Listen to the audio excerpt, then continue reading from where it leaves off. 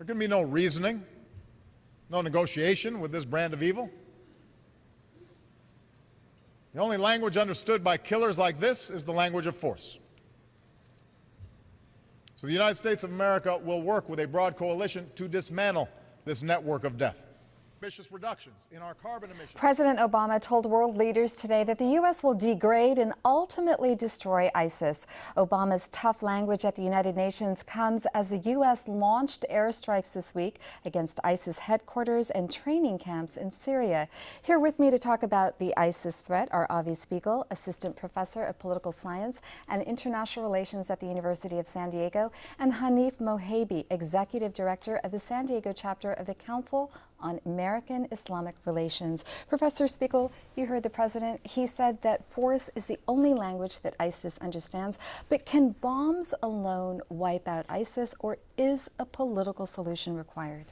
Great question. And the fact is, the first question is what kinds of bombs? Now, right now, the president's talking about degrading and ultimately destroying ISIS, as you said. But the rhetoric is about destroying ISIS, and the action is about degrading ISIS. An air campaign alone will not destroy ISIS. ISIS isn't a guerrilla group, a terrorist group. They will go underground, they will move around, and an air campaign alone will not do that. So are you saying ground troops are necessary? If you want to defeat ISIS, ground troops will be necessary, absolutely. And what about a political solution? A political solution is incredibly important because terrorist organizations need security vacuums to thrive, but they also need political vacuums to thrive. And unless there's a comprehensive political solution in Iraq and in Syria and in other places like Yemen and Algeria and Libya, these groups will continue to thrive. Okay, we have another soundbite from the president. Now, ultimately, the task of rejecting sectarianism and rejecting extremism is a generational task, and a task for the people of the Middle East themselves. No external power can bring about a transformation of hearts and minds. So, Hanif, you heard what the president said, but in Iraq, many of the Sunnis who have joined ISIS are disaffected, unemployed, and they believe that they have been persecuted under the Shiite-dominated regime. Given those feelings, how do you get a local solution? The local solution has to be comprehensive. It cannot be one-sided. It cannot be through essentially, this is your problem, take care of it kind of a deal. As you mentioned, in Iraq, you have Sunnis that are being killed both by ISIS and the government. We need to go back and fix our counterproductive policies in regards to Iraq and as well as the region itself, Syria and any other countries, in order for us to have a good solution for the future. Avi, friends of the U.S. in the Middle East, with the exception of Israel, are dictatorships who have not treated their people very well.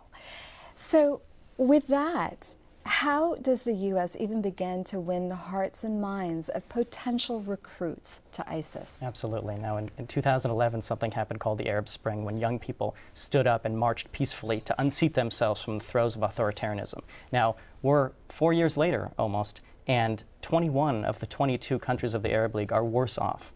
Now, this call for democracy, this call for political freedom has not been answered. And in many cases, it's been backpedaled. And the United States, again, we're in the position, as we were, it's almost like deja vu, almost like 10 years ago, 20 years ago, where we're aligning ourselves with the authoritarian leaders who are more popular in the United States than in their own countries. I want to ask you a quick question. The U.S. wants UN member states to adopt a resolution that would allow them to prosecute people who leave their home country to join terrorist groups. How effective is that as a deterrent? Well, this is the problem, is that there's a security problem and a political problem. So the United States has been continually short-sighted in this. So we've highlighted the security problem. Take the case of Yemen.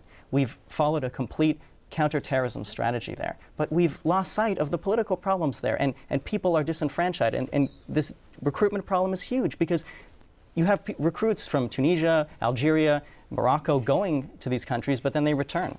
And building on that, you know, President Obama has said in places like England, people need to offer an alternative vision to young Muslims. What does that vision look like? The alternative is real justice, real democracy, not the democracy that potentially we like or the West likes, but the democracy that the region wants. So that's very important, because the majority of the people, whether in Syria or Iraq, they see things differently than how we view it.